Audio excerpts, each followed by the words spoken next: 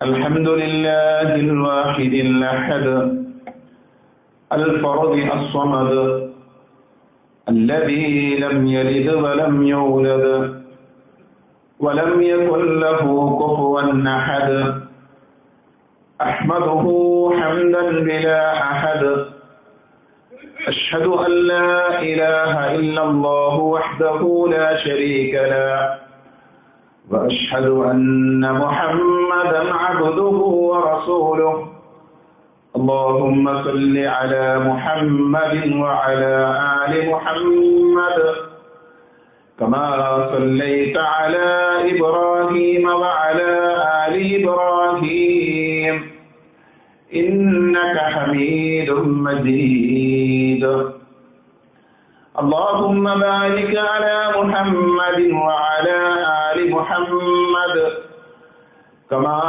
باركت على إبراهيم وعلى آل إبراهيم إنك حميد مجيد أما بعد فإن خير الحديث كتاب الله وخير الهدي هدي محمد صلى الله عليه وسلم وشر الأمور محدثاتها وكل محدثة بدعة وكل بدعة ضلالة وكل ضلالة في النار. أعوذ بالله من الشيطان الرجيم.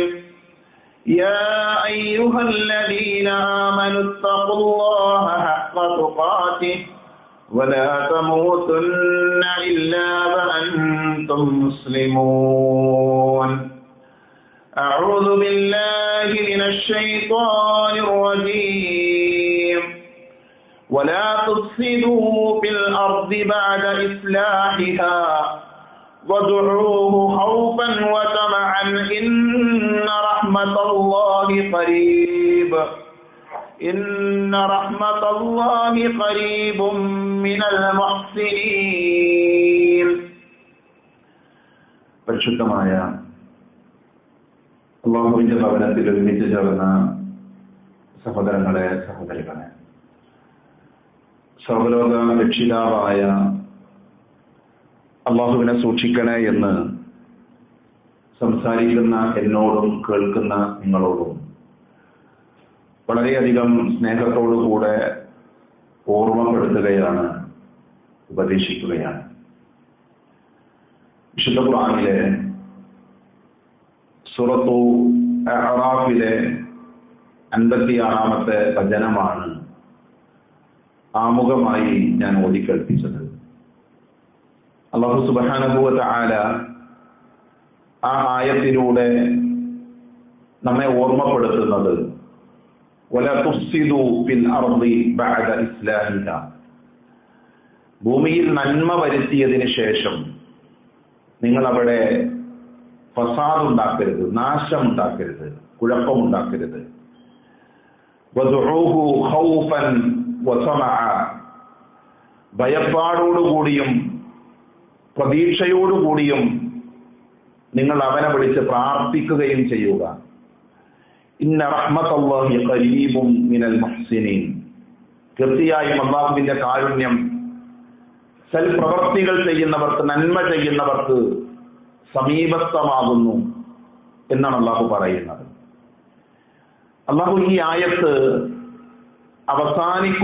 അവസാനിപ്പിക്കുമ്പോൾ പറഞ്ഞ വാചകം ഇന്ന റഹ്മത്തല്ലാഹി ഖരീബും മിനൽ മുഹ്സിനീൻ, റബ്ബ് സുബ്ഹാനഹു വ തആലയുടെ സാമീപ്യം ലഭിക്കുന്ന കാര്യമാണ് നന്മ ചെയ്യുക എന്നുള്ളത്, സുഹൃതങ്ങൾ പ്രവർത്തിക്കുക എന്നുള്ളത്.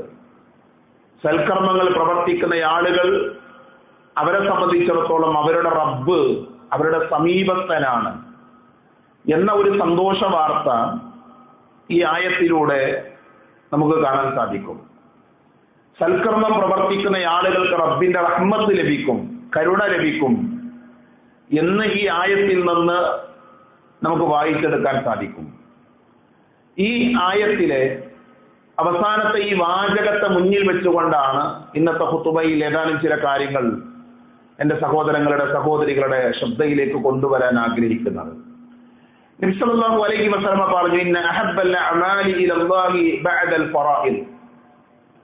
തീർച്ചയായും അല്ലാഹു സുബ്ഹാനഹു വ തആലക്ക് അവന്റെ അടിമകൾ ചെയ്യുന്ന കർമ്മങ്ങളിൽ, പ്രവർത്തികളിൽ നിർബന്ധമായ കർമ്മങ്ങൾ ചെയ്തു കഴിഞ്ഞാൽ പിന്നെ അല്ലാഹു അവരിൽ നിന്ന് ഇഷ്ടപ്പെടുന്ന കാര്യമാണ്. അഥവാ നിർബന്ധമായി നമ്മൾ എല്ലാവരും ചെയ്യേണ്ട, അനിവാര്യമായി ചെയ്യേണ്ട കർമ്മങ്ങളുണ്ട്. നമസ്കാരം പോലെ, സക്കാത്ത് പോലെ, ഹജ്ജ് പോലെ, നോമ്പ് പോലെ റബ്ബ് നിർബന്ധമാക്കിയ കാര്യങ്ങളുണ്ട്. ആ നിർബന്ധമായ കാര്യങ്ങൾ ചെയ്ത ഒരടിമ, അത് പ്രവർത്തിച്ച ഒരടിമ, ആ അടിമയിൽ നിന്ന് പിന്നെ അയാൾ ചെയ്യുന്ന ഏത് കാര്യമാണ് അള്ളാഹുവിന് ഇഷ്ടം എന്നാണ് നബി സല്ലല്ലാഹു അലൈഹി വസല്ലം പറയുന്നത്. നിർബന്ധമായ കാര്യങ്ങൾ ചെയ്തു കഴിഞ്ഞാൽ പിന്നെ അല്ലാഹു സുബ്ഹാനഹു വ തആല അവരിൽ നിന്ന് ഇഷ്ടപ്പെടുന്ന കാര്യം ഇദ്ഖാലു സുറൂരി അലൽ മുസ്ലിം എന്നാണ്. ഇദ്ഖാലു സുറൂരി അലൽ മുസ്ലിം, മുസ്ലിമായ മനുഷ്യരെ സന്തോഷിപ്പിക്കുക എന്നുള്ളതാണ്. നമ്മുടെ സഹോദരങ്ങളെ സന്തോഷിപ്പിക്കുക എന്നുള്ളതാണ് ഫറലായ കാര്യം. ചെയ്തു കഴിഞ്ഞാൽ പിന്നെ നമ്മൾ ചെയ്യുന്ന പ്രവർത്തികളിൽ അള്ളാഹുവിന് ഏറ്റവും ഇഷ്ടമുള്ള കാര്യം. നോക്കൂ, നിങ്ങൾ എത്രമാത്രം ചെറിയ ഒരു വചനമാണ്. ഇദ്ഖാലു സുറൂരി അലൽ മുസ്ലിം, മുസ്ലിമിനെ സന്തോഷിപ്പിക്കുക, നമ്മുടെ സഹോദരങ്ങളെ സന്തോഷിപ്പിക്കുക, അത് അള്ളാഹുവിന് ഏറ്റവും ഇഷ്ടമുള്ള കാര്യമാണ് എന്നാണ് പ്രവാചകൻ സല്ലല്ലാഹു അലൈഹി വസല്ലമ നമ്മളെ പഠിപ്പിക്കുന്നത്. ഈ ഹദീസിന്റെ വാചകം വന്ന ഇതിനെ ഒന്നുകൂടെ വിശദീകരിക്കുന്ന മറ്റൊരു ഹദീസിൽ കാണാൻ സാധിക്കും. മഹാനായ ഇബ്നു ഉമർ റളിയല്ലാഹു അൻഹു അദ്ദേഹം ഉദ്ധരിക്കുന്ന ഹദീസിൽ കാണാം, അന്ന റജുലൻ ജാഅ ഇല റസൂലില്ലാഹി സ്വല്ലല്ലാഹു അലൈഹി വസല്ലം, ഒരു മനുഷ്യൻ അല്ലാഹുവിന്റെ റസൂലിന്റെ സമീപത്തേക്ക് വന്നു. എന്നിട്ട് അയാൾ നബിയോട് ചോദിച്ചു, യാ റസൂലല്ലാഹ്, അല്ലാഹുവിന്റെ പ്രവാചകരെ, അയ്യുന്നാസി അഹബ്ബു ഇലല്ലാഹ്, അള്ളാഹുവിന് ഏറ്റവും ഇഷ്ടപ്പെട്ട ആളുകളാണ്, മനുഷ്യന്മാരുടെ കൂട്ടത്തിൽ അള്ളാഹു ഏറ്റവും ഇഷ്ടപ്പെടുന്നവർ ആരാണ്? വഅയ്യുൽ അഅമാലി അഹബ്ബു ഇലല്ലാഹ്, മനുഷ്യർ പ്രവർത്തിക്കുന്ന പ്രവർത്തികളിൽ അള്ളാഹുവിന് ഏറ്റവും ഇഷ്ടപ്പെട്ട പ്രവൃത്തി ഏതാണ്? ഫഖാല റസൂലുള്ളാഹി സ്വല്ലല്ലാഹു അലൈഹി വസല്ലം, അപ്പോൾ നബി സല്ലല്ലാഹു അലൈഹി വസല്ലം പറഞ്ഞു, ഈ രണ്ട് ചോദ്യങ്ങൾക്കുള്ള മറുപടിയായി നബി സല്ലല്ലാഹു അലൈഹി വസല്ലം പറഞ്ഞു, അഹബ്ബുൻ നാസി ഇലല്ലാഹി അൻഫഅഹും ലിന്നാസ്, മനുഷ്യന്മാരുടെ കൂട്ടത്തില് അള്ളാഹുവിന് ഏറ്റവും ഇഷ്ടമുള്ള ആളുകൾ എന്ന് പറഞ്ഞാൽ അൻഫഅഹും ലിന്നാസ്, ജനങ്ങൾക്ക് നന്മ ചെയ്യുന്നവരാണ്, ജനങ്ങൾക്ക് ഉപകാരം ചെയ്യുന്നവരെയാണ് അള്ളാഹുവിന് ഏറ്റവും ഇഷ്ടമെന്ന് നബി സല്ലല്ലാഹു അലൈഹി വസല്ലം പറഞ്ഞു. വഅഹബ്ബുൽ അഅമാലി ഇലല്ലാഹി സുറൂറുൻ തുദ്ഖിലുഹു അലാ മുസ്ലിമിൻ, അള്ളാഹുവിന് ഇഷ്ടപ്പെട്ട പ്രവൃത്തി ഏതാണ്? റബ്ബിന് ഇഷ്ടപ്പെട്ട പ്രവൃത്തി എന്ന് പറഞ്ഞാൽ മുസ്ലിമായ മനുഷ്യനെ സന്തോഷിപ്പിക്കുക എന്നുള്ളതാണ്. അപ്പൊ രണ്ട് ഹദീസുകളിൽ വിശ്വാസികളെ സന്തോഷിപ്പിക്കുന്നത് അള്ളാഹുവിന് ഇഷ്ടമാണ് എന്ന് പ്രവാചകൻ സല്ലല്ലാഹു അലൈഹി വസല്ലമ നമ്മളെ പഠിപ്പിച്ചിട്ടുണ്ട്. ഈ ഹദീസിന്റെ തൊട്ടടുത്ത വാചകങ്ങളിൽ പ്രവാചകൻ തിരുമേനി പറഞ്ഞു, അള്ളാഹുവിന് ഇഷ്ടപ്പെട്ട പ്രവൃത്തി ഏതാണ് എന്ന് ചോദിക്കുമ്പോൾ ഒന്ന് മുസ്ലിമായ മനുഷ്യനെ സന്തോഷിപ്പിക്കുക, അതോടൊപ്പം തന്നെ അവന്റെ കുറുബത്ത്, ഒരു മനുഷ്യന്റെ കുറുബത്ത് പ്രയാസങ്ങൾ നീക്കുക, വിശക്കുന്ന മനുഷ്യനെ അവന്റെ വിശപ്പിൽ നിന്ന് രക്ഷപ്പെടുത്തുക, അവന് ഭക്ഷണം വാങ്ങിക്കൊടുക്കുക, അവന്റെ കടം വീട്ടാൻ സാവകാശം കൊടുക്കുക, അല്ലെങ്കിൽ വീട്ടി കൊടുക്കുക, വിട്ടുവീഴ്ച ചെയ്തു കൊടുക്കുക. ഇതാണ് അള്ളാഹുവിന് ഏറ്റവും ഇഷ്ടമുള്ള കാര്യം. ഈ ഹദീസിൽ 4 കാര്യങ്ങൾ പറഞ്ഞു, അള്ളാഹു ഇഷ്ടപ്പെടുന്ന 4 കാര്യങ്ങൾ. ഒന്ന്, ഒരു മുസ്ലിമായ മനുഷ്യനെ സന്തോഷിപ്പിക്കുക, അതേപോലെ തന്നെ ഒരു മനുഷ്യന്റെ പ്രയാസങ്ങൾ നീക്കുക, ഒരു മനുഷ്യൻ വിശക്കുന്നവര് ഭക്ഷണം കൊടുക്കുക, ഒരു മനുഷ്യന്റെ കടബാധ്യതകൾ, നമ്മളിൽ നിന്ന് കടം വാങ്ങിയതാണ് എങ്കിൽ വിട്ടുവീഴ്ച ചെയ്യുക, അല്ലെങ്കിൽ അവധി നീട്ടിക്കൊടുക്കുക, വേറെ ഒരാളിൽ നിന്നാണെങ്കിൽ നമുക്ക് സഹായിക്കാൻ പറ്റുമെങ്കിൽ അവന്റെ കടബാധ്യത ഏറ്റെടുക്കുക. ഇതാണ് അള്ളാഹുവിന് ഏറ്റവും ഇഷ്ടമുള്ള കാര്യം എന്നാണ് പ്രവാചകൻ സല്ലല്ലാഹു അലൈഹി വസല്ലമ നമ്മളെ പഠിപ്പിക്കുന്നത്. സഹോദരങ്ങളെ, ഇത് ഹൃദയങ്ങളെ കീഴടക്കുന്ന നന്മകളാണ്. ഇത് ഹൃദയങ്ങളെ കീഴടക്കുന്ന റബ്ബ് സുബ്ഹാനഹു വ തആല, നമ്മുടെ റബ്ബിന് ഇഷ്ടമുള്ള കാര്യങ്ങളാണിത്. അതോടൊപ്പം തന്നെ ഞാൻ ഈ എണ്ണിപ്പറഞ്ഞ ഹദീസിൽ പറഞ്ഞ കാര്യങ്ങൾ പ്രവർത്തിക്കുന്ന ആളുകളെ സംബന്ധിച്ചിടത്തോളം, അത് ചെയ്യുന്ന ആളുകളെ സംബന്ധിച്ചിടത്തോളം, ചുറ്റുപാടിലുള്ള ആളുകൾ അവരുടെ ആഗ്രഹം, അവരുടെ ഇഷ്ടം കൊതിച്ചുകൊണ്ടാകരുത് നമ്മൾ ഇത് ചെയ്യുന്നത്. പക്ഷെ ഇത് ചെയ്യുന്ന ആളുകൾ എന്ത് ചെയ്യും? മനുഷ്യന്മാരൊക്കെ ഇഷ്ടപ്പെടും. മനുഷ്യരുടെ ഹൃദയങ്ങളിൽ ഇഷ്ടമുണ്ടാക്കുന്ന, അവരുടെ ഹൃദയങ്ങൾ കീഴടക്കുന്ന നന്മകളായിക്കൊണ്ടാണ് ഈ ഹദീസിൽ എണ്ണിപ്പറഞ്ഞ കാര്യങ്ങളെ നമുക്ക് കാണാൻ സാധിക്കും. അതിൽ ഒന്നാമത്തെ വിഷയം എന്താ? ഹൃദയത്തിൽ സന്തോഷം നിറക്കുക എന്നുള്ളതാണ്. ഇദ്ഖാലു സുറൂർ, മനുഷ്യന്മാരുടെ മനസ്സിനെ സന്തോഷിപ്പിക്കുക. അപ്പൊ നമ്മുടെ കടമയാണ്, ഒരു വിശ്വാസിയുടെ കടമയാണ് മനുഷ്യരുടെ മനസ്സുകളെ പ്രയാസപ്പെടുത്താതിരിക്കുക, അവർക്ക് സന്തോഷം കൊടുക്കുക. എങ്ങനെയാണ് ഈ സന്തോഷം കൊടുക്കേണ്ടത്? തിന്മകൾ ചെയ്തുകൊണ്ടല്ല, തോന്നിവാസങ്ങൾ പറഞ്ഞുകൊണ്ടല്ല, അശ്ലീലതകൾ പറഞ്ഞുകൊണ്ടല്ല, മറിച്ച് മതപരമായ ചട്ടക്കൂടിന്റെ ഉള്ളിൽ നിന്നുകൊണ്ട് മനുഷ്യന്മാരെ സന്തോഷിപ്പിക്കാൻ നമുക്ക് സാധിക്കും. മറ്റൊരാളുടെ പ്രയാസങ്ങൾക്കിടയിൽ അവർക്ക് ആശ്വാസം നൽകുക എന്നത് ഇബാദത്താണ്. നമ്മുടെ ചുറ്റുപാടിൽ പ്രയാസപ്പെടുന്ന കുറേ മനുഷ്യന്മാരുണ്ട്, ബുദ്ധിമുട്ടുന്ന ആളുകളുണ്ട്. അവരെ ആശ്വസിപ്പിക്കുക എന്നുള്ളത് ഇബാദത്താണ്. അതവർക്ക് സന്തോഷം കൊടുക്കുന്ന കാര്യമാണ്. ഒരാളുടെ സങ്കടം മാറ്റി അയാൾക്ക് ആശ്വാസം നൽകുക, അയാളെ ഒന്ന് ചിരിപ്പിക്കുക, അല്ലെങ്കിൽ അയാളുടെ മനസ്സിന്റെ ഭാരം കുറക്കുക, ഇതൊക്കെ എന്താണ്? ഇബാദത്താണ്. ഇതൊക്കെ കൂലി കിട്ടുന്ന കാര്യമാണ്. അപ്പൊ നമ്മൾ കുറെ ആളുകൾ കാണുമ്പോൾ ചിരിക്കാറുണ്ട്. ആ ചിരിക്കുന്നത് ഇബാദത്താണ്. ഒരുപക്ഷെ നമ്മുടെ ചിരിയിലൂടെ ഒരല്പസമയം അയാളൊന്ന് സന്തോഷിക്കുന്നുണ്ട്, അയാൾക്കൊരു ആഹ്ലാദം ഉണ്ടാകുന്നുണ്ട്, അല്ലെ? അയാളുടെ മനസ്സിൽ ഒരു വല്ലാത്തൊരവസ്ഥയിലേക്ക് അയാൾ എത്തുന്നു. നമ്മൾ കാണുമ്പോൾ ഒന്ന് ചിരിച്ചു, ഒന്ന് സുഖവിവരങ്ങൾ അന്വേഷിച്ചു. അതൊരു മനുഷ്യന് ലഭിക്കുന്ന തണൽ, ആശ്വാസം എന്ന് പറയുന്നത് അത് വലിയ കാര്യമാണ്.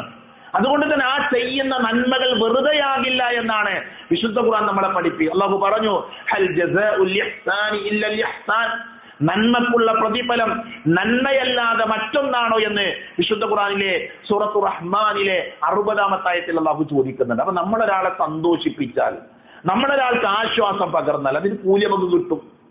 ആ പ്രവൃത്തി അല്ലാഹുവിന് ഇഷ്ടമുള്ളതാണ് എന്ന് നബി സല്ലല്ലാഹു അലൈഹി വസല്ലമ നമ്മളെ പഠിപ്പിക്കുന്നുണ്ട്. മരുഭൂമിയിൽ തളർന്നു നിൽക്കുന്നവന് ലഭിക്കുന്ന ഒരു തണൽ മരം പോലെയാണ് സങ്കടപ്പെടുന്നവന് ലഭിക്കുന്ന ഒരു പുഞ്ചിരി എന്നുള്ളത്. നോക്കൂ നിങ്ങൾ, നമ്മളൊരു മരുഭൂമിയിലൂടെ യാത്ര ചെയ്യുമ്പോൾ ചുട്ടുപൊള്ളുന്ന തണലാണ്, ചുട്ടുപൊള്ളുന്ന വെയിലാണ്.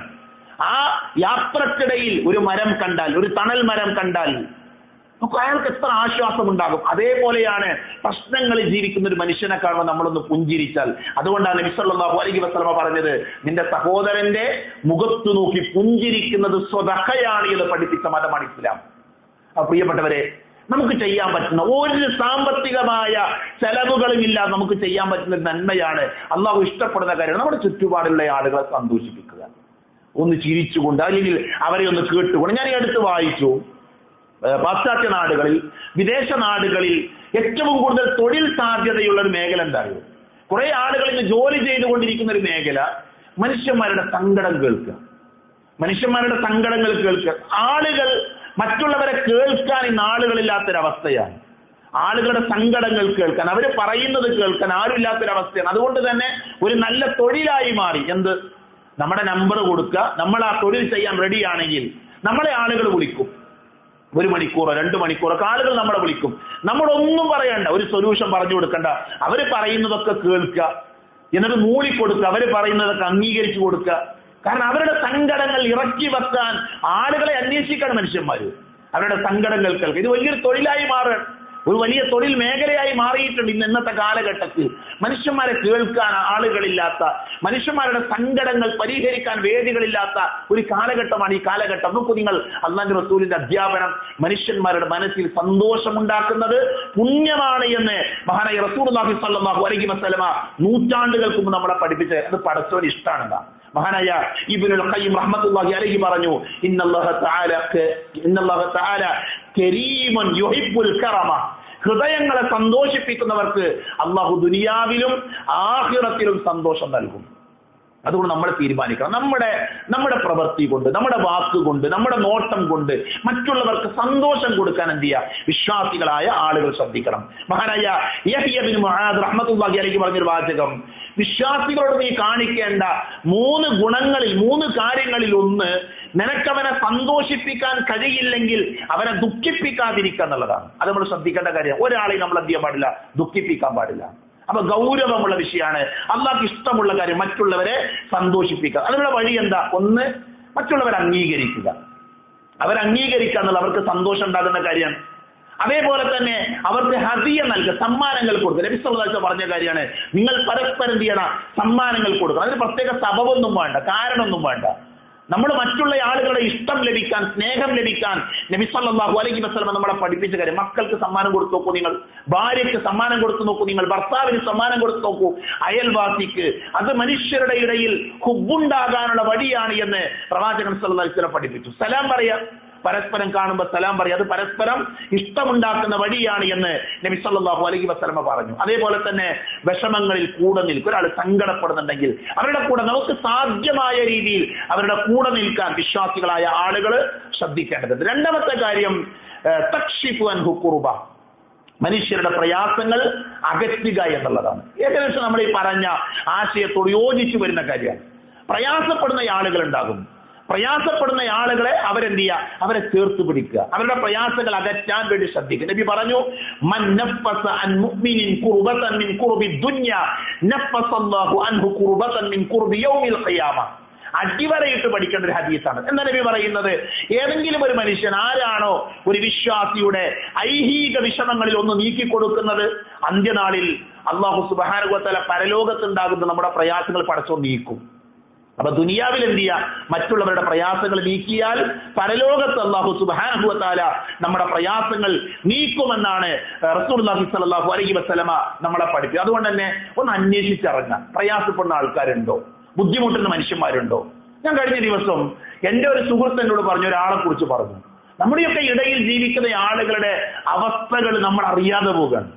ഭക്ഷണത്തിന് വകയില്ലാത്ത, ഉറങ്ങാൻ വീടില്ലാത്ത, വേദനിക്കുന്ന 100,000 മനുഷ്യർ നമ്മുടെ ചുറ്റുപാടിലുണ്ട്. 100,000 മനുഷ്യർ. നമ്മൾ വിചാരിക്കുന്നത് എല്ലാവരും നല്ല സന്തോഷത്തിലാണ്. പക്ഷെ എത്രയോ ആളുകൾ അവർ നമ്മുടെ കൂടെ ജീവിക്കുന്ന ആൾക്കാരാണ്, നമ്മുടെ ഇടയിൽ ജീവിക്കുന്ന ആളുകളാണ്. അവരുടെ സങ്കടങ്ങൾ നമ്മൾ കാണുന്നില്ല, നമ്മൾ അറിയുന്നില്ല എന്നുള്ളത് ഗൗരവത്തിലാണ് വിശ്വാസികൾ കാണേണ്ടത്.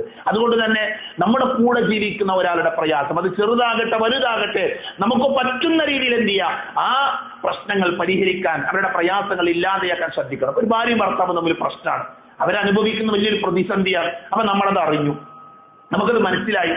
അപ്പൊ മനസ്സിലായ സ്ഥിതിക്ക് എന്ത് ചെയ്യുക? ആ മനസ്സിലായ ഏറ്റവും മാന്യമായ രീതിയിൽ അത് പരിഹരിക്കാൻ, സുൽഹ് ഉണ്ടാക്കാൻ, നമ്മോട് ഉപദേശം ചോദിച്ചാൽ ഉപദേശം കൊടുക്കണം എന്നാണ്. അപ്പൊ സുൽഹ്, സന്ധി, പിന്നെ മധ്യസ്ഥത വഹിക്കുക എന്നത് നന്മയാണ്, മനുഷ്യരുടെ പ്രയാസങ്ങൾ നീക്കാനുള്ള വഴിയാണ്. ശാരീരികമായി നമുക്ക് ചെയ്യാൻ പറ്റുന്ന സഹായങ്ങൾ ചെയ്തു കൊടുക്കുക. അങ്ങനെ ഏത് വിധത്തിലാണോ മനുഷ്യന്മാരുടെ പ്രയാസങ്ങൾ നീക്കാൻ സാധിക്കുന്നത്, അത് അല്ലാഹുവിന് ഇഷ്ടമുള്ള കാര്യമാണ് എന്ന് നബി സല്ലല്ലാഹു അലൈഹി വസല്ലമ പറഞ്ഞു. മൂന്നാമത്തെ കാര്യം കടം വീട്ടി കൊടുക്കുക എന്നുള്ളതാണ്. മനുഷ്യന്മാരുടെ കടം വീട്ടുക. ഈ കടം എന്തിനാകണം? ഈ കടം നല്ല കാര്യത്തിന്, വളരെ അനിവാര്യമായ സാഹചര്യത്തിൽ കടം വാങ്ങുന്നതാകണം. കുറെ ആൾക്കാരുണ്ട് ഒരാവശ്യവും ഇല്ലാതെ കടം വാങ്ങും. മുമ്പ് ഒരു ഖുതുബയിൽ നമ്മളത് സൂചിപ്പിച്ചതാണ്, ഞാൻ അതിലേക്ക് പ്രവേശിക്കല്ല. എന്നാൽ രോഗം കാരണം അല്ലെങ്കിൽ വീടില്ലാത്ത വലിയ അനിവാര്യമായ സാഹചര്യത്തിൽ കടം കൊണ്ട് ബുദ്ധിമുട്ടുന്ന മനുഷ്യന്മാരുണ്ടാകും. അവരെ നമ്മൾ സഹായിക്കണം. അത് അല്ലാഹുവിന് ഇഷ്ടമുള്ള കാര്യമാണ്. അപ്പൊ നമ്മളടുത്ത് നിന്നാണ് കടം വാങ്ങിയത്, അങ്ങനെയാണ് എങ്കിൽ അവരുടെ സമയം നീട്ടിക്കൊടുക്കുക എന്നുള്ളത് പുണ്യമുള്ള കാര്യമാണ്. നമ്മൾ 1 വർഷം പറഞ്ഞു, 1 വർഷമായിട്ട് കിട്ടുന്നില്ല, നമ്മളവരെ കാണുമ്പോൾ പ്രശ്നമല്ല, നീ സാവധാനം തന്ന, അതൊരു വലിയ അല്ലാഹുവിന് ഇഷ്ടമുള്ള കാര്യമാണ് എന്നാണ് ഖുർആനും ഹദീസും നമ്മളെ പഠിപ്പിക്കും.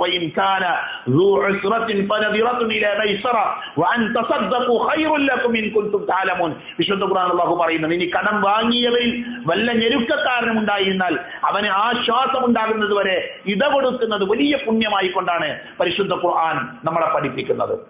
അതുകൊണ്ട് എന്ത് ചെയ്യാം? കടബാധ്യതയുള്ള ആളുകൾ, നമ്മളിൽ നിന്ന് വാങ്ങിയവരാകട്ടെ മറ്റുള്ളവരിൽ നിന്ന് വാങ്ങി അവരെ സഹായിക്കുക, അവരെ ആശ്വസിപ്പിക്കുക എന്നുള്ളത് അല്ലാഹുവിന് ഇഷ്ടമുള്ള കാര്യമാണ് എന്ന് നബി സല്ലല്ലാഹു അലൈഹി വസല്ലമ നമ്മളെ പഠിപ്പിച്ചിട്ടുണ്ട്. നാലാമത്തെ കാര്യം വിശപ്പ് അകറ്റുക എന്നുള്ളത്. സഹോദരങ്ങളെ, ദുനിയാവിൽ ഒരു മനുഷ്യന്റെ ഭൗതികമായ പ്രശ്നങ്ങളിൽ ഏറ്റവും വലിയ പ്രശ്നം എന്താ പറയുക? വിശപ്പാണ്. ഒരാൾ പട്ടിണി കിടക്കുക എന്നുള്ളതാണ്. അതുകൊണ്ട് പട്ടിണി കിടക്കുന്ന ആളുകൾ ഉണ്ട് എങ്കിൽ അവരെന്ത് ചെയ്യണം? അവരെ പരിഹരിക്കണം, അവരെ പരിഗണിക്കണം. അത് അല്ലാഹുവിന് ഇഷ്ടമുള്ള കാര്യമാണ്, പരലോകത്ത് വലിയ പുണ്യം കിട്ടുന്ന കാര്യമാണ്.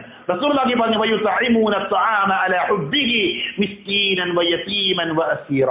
എല്ലാവർക്കും അറിയാവുന്ന ആയത്താണ് അല്ലെ? അവർക്ക് ആഹാരത്തോട് പ്രിയമുണ്ടായിട്ടും പാവപ്പെട്ടവനും അനാഥനും തടവുകാരനും അവരത് നൽകുന്നു എന്നാണ് ഖുർആന്റെ ആയത്ത്. ഈ ചരിത്രം എന്താ? മഹാനായ അലി ഇബ്നു അബീ ത്വാലിബ് റളിയല്ലാഹു അൻഹു, ഫാത്തിമ റളിയല്ലാഹു അൻഹ, അവര് വിശപ്പിലാണ്, അവര് പ്രയാസത്തിലാണ്. ഒരല്പം ഭക്ഷണം ഉണ്ടാക്കാനുള്ള വസ്തുക്കൾ അവർക്ക് ലഭിച്ചു, പൊടി ലഭിച്ചു. അവരാ ഭക്ഷണം ഉണ്ടാക്കിക്കൊണ്ടിരിക്കുമ്പോഴാണ് ഒരാൾ വന്ന് ചോദിക്കുന്നത്, അത് അവർക്ക് കൊടുത്തു എന്നാണ്. അവരാവശ്യക്കാരാണ്, ആവശ്യമുള്ള സമയത്ത് പോലും അവർ കൊടുക്കാൻ തയ്യാറായി. ആ നന്മയെയാണ് അല്ലാഹു സുബ്ഹാനഹു വ തആല വിശുദ്ധ ഖുർആനിലൂടെ പഠിപ്പിച്ചത് എന്ന് പിന്നെ മുഫസ്സിറുകൾ രേഖപ്പെടുത്തിയിട്ടുണ്ട്. നബി പറഞ്ഞു, ലൈസൽ മുഅ്മിനു അല്ലദീ യശ്ബഉ വജാറുഹു വജാഇഉൻ ഇലാ ജംബിഹി. തന്റെ അയൽവാസി പട്ടിണി കിടക്കുമ്പോൾ വയറ് നിറച്ച് ഉണ്ണുന്നവൻ നമ്മിൽപ്പെട്ടവനല്ല എന്ന് നബി സല്ലല്ലാഹു അലൈഹി വസല്ലം പറഞ്ഞു. നമ്മൾ അന്വേഷിച്ചിട്ടുണ്ടോ? നമ്മുടെ ചുറ്റുപാടിൽ നമ്മുടെയൊക്കെ കൂടെ ജീവിക്കുന്ന പല ആളുകളും അവര് പട്ടിണി കിടക്കുന്നവർ, അവർ ഭക്ഷണം കഴിക്കും, നമ്മൾ അന്വേഷിക്കാറുണ്ടോ? അന്വേഷിക്കൽ നമ്മുടെ ബാധ്യതയാണ്. അല്ലാഹു സുബ്ഹാനഹു വ തആല ഇഷ്ടപ്പെടുന്ന കാര്യമാണ്. അല്ലാഹു സുബ്ഹാനഹു വ തആലക്ക് താല്പര്യമുള്ള കാര്യമാണ്. നമ്മളിൽ നിന്ന് അല്ലാഹു ആഗ്രഹിക്കുന്ന കാര്യമാണ്. സമ്പത്തുണ്ടായിരിക്കെ അർഹരായ പട്ടിണി കിടക്കുന്ന മനുഷ്യന്മാരെന്ത് ചെയ്യുക? ചേർത്ത് പിടിക്കുക എന്നുള്ളത്. ഞാൻ പറയുന്നത്, ഒരു പക്ഷേ നമ്മളൊരു സമ്പന്നതയുടെ സൗകര്യങ്ങളുടെയൊക്കെ ഇടയിലാണ് നമ്മൾ ജീവിക്കുന്നത് എങ്കിൽ ദുരിതം അനുഭവിക്കുന്ന ആളുകൾ നമ്മളെ കൂടെ അല്ലെങ്കിൽ വേറെ കുറെ നാട്ടിലുണ്ട്. നമ്മുടെ പള്ളിയിൽ നിന്ന് എനിക്ക് ഏറ്റവും സന്തോഷം തോന്നിയൊരു കാര്യം, നമ്മുടെ പിതൃ സക്കാത്ത്, ഈ ഇരിക്കുന്ന ആളുകൾ നൽകിയ പിതൃ സക്കാത്ത് എവിടെ കൊടുത്തത്? നമ്മുടെ നാട്ടിൽ അത് വാങ്ങാനുള്ള ആൾക്കാർ കുറവാണ്. പാലക്കാട് ജില്ലയിലെ ഒരു ദരിദ്രരായ ഏറ്റവും അർഹരായ ആളുകളുടെ വീടുകളിലേക്ക് അത് എത്തി. നിസ്സാരമായ കാര്യം. അവർക്കത് ലഭിക്കുമ്പോൾ ഉണ്ടാകുന്ന ഒരു സന്തോഷമുണ്ട്.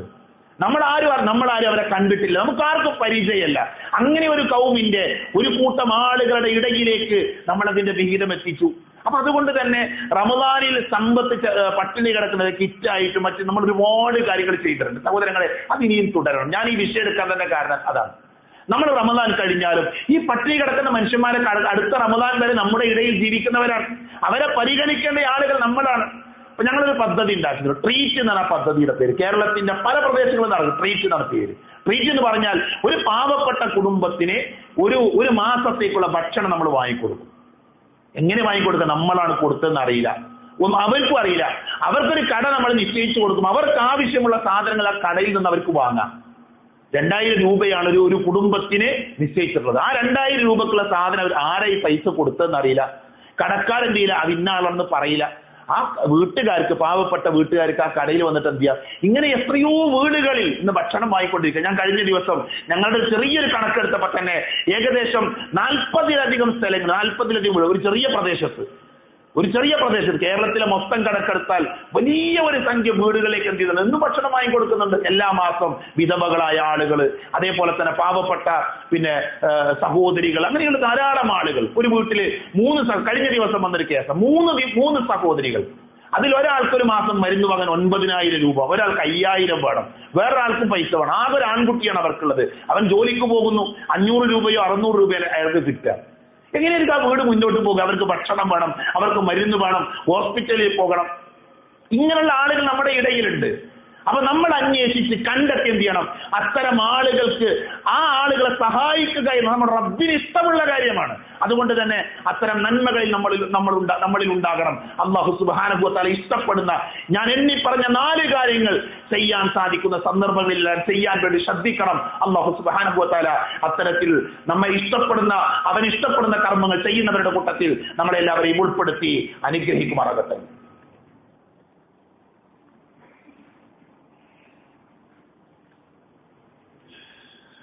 الحمد لله الذي علم بالقلم علم الإنسان ما لم يعلم والصلاة والسلام على أشرف المرسلين وعلى آله وأصحابه أجمعين أما بعد. ഒരിക്കൽ കൂടെ അല്ലാഹുവിനെ സൂക്ഷിക്കണേ എന്ന് ഓർമ്മപ്പെടുത്തുകയാണ്. കഴിഞ്ഞ വെള്ളിയാഴ്ച രണ്ടാമത്തെ ഖുതുബയിൽ ഒരു വിശ്വാസി ഉറങ്ങുന്നതിന് മുമ്പ് ചെയ്യേണ്ട ഏതാനും കാര്യങ്ങൾ നമ്മൾ വിശദീകരിച്ചു. ഒരാഴ്ച പിന്നിടുമ്പോൾ നമ്മൾ കേട്ട ഖുതുബയിൽ എന്തെല്ലാം കാര്യങ്ങൾ നമ്മുടെ ജീവിതത്തിലുണ്ട് എന്നൊരു ആത്മപരിശോധന പറയുന്ന ഞാനും കേൾക്കുന്ന നിങ്ങളും നടത്തണമെന്ന് ഈ സന്ദർഭത്തിൽ ഓർമ്മപ്പെടുത്തുകയാണ്. ഇന്നത്തെ രണ്ടാമത്തെ ഖുതുബയിൽ നമ്മുടെ ദുആ സ്വീകരിക്കപ്പെടുന്ന, നമ്മുടെ പ്രാർത്ഥന സ്വീകരിക്കപ്പെടുന്ന 6 അനുഗ്രഹീതമായ സമയങ്ങളുണ്ട്. 6 അനുഗ്രഹീതമായ സമയങ്ങളിൽ നമ്മൾ ദുആ ചെയ്താൽ അല്ലാഹു സ്വീകരിക്കും. അപ്പൊ ഇത് എല്ലാ ദിവസവും അല്ലെങ്കിൽ ജീവിതത്തിന്റെ പല സന്ദർഭങ്ങളിലും ഈ സമയങ്ങൾ നമ്മുടെ മുമ്പിലൂടെ കടന്നു പോകുന്നുണ്ട്. അപ്പൊ നമ്മൾ എന്താ ചെയ്യേണ്ടത്? നമ്മൾ ആ സമയത്തെ ഉപയോഗപ്പെടുത്തണം. നമ്മൾ ആ സമയത്ത് പ്രാർത്ഥിക്കാൻ വേണ്ടി പ്രത്യേകം ശ്രദ്ധ കാണിക്കണം. കാരണം ഇജാബത്തുള്ള സമയമാണ്, ഉത്തരം ലഭിക്കുന്ന സമയമാണ്. ഏതൊക്കെയാണ് ആ സമയങ്ങൾ? ഒന്ന്, നബി സല്ലല്ലാഹു അലൈഹി വസല്ലം പറഞ്ഞു, രാത്രിയുടെ അവസാന 3-1, രാത്രിയുടെ അവസാനത്തെ 3-1, അഥവാ സുബഹി ബാങ്ക് കൊടുക്കുന്നതിന്റെ തൊട്ട് മുൻപുള്ള ആ സമയങ്ങൾ. ആ സമയത്ത് നമ്മൾ പ്രാർത്ഥിച്ചാൽ അള്ളാഹു നമുക്ക് ഉത്തരം നൽകും. യൻസിലു റബ്ബുനാ തബാറക വ തആല എന്ന് പറഞ്ഞ് പ്രവാചകൻ സല്ലല്ലാഹു അലൈഹി വസല്ലം പഠിപ്പിച്ച സ്വഹീഹായ ഹദീസിൽ കാണാം, അള്ളാഹു രാത്രിയുടെ അവസാന ഭാഗത്ത് ഭൂമിയുടെ അടുത്തുള്ള ആകാശത്തിലേക്ക് ഇറങ്ങി വരും. എന്നാൽ അള്ളാഹു ചോദിക്കും, ആരാണ് എന്നോട് പ്രാർത്ഥിക്കാനുള്ളത്? ആർക്കാണ് എന്നോട് പ്രാർത്ഥിക്കേണ്ടത്? പ്രാർത്ഥിച്ചോളൂ, ഞാൻ നിങ്ങൾക്ക് ഉത്തരം നൽകാം. അള്ളാഹ് പറയണം, നിങ്ങൾ പ്രാർത്ഥിച്ചോളൂ, ഞാൻ ഉത്തരം നൽകാം.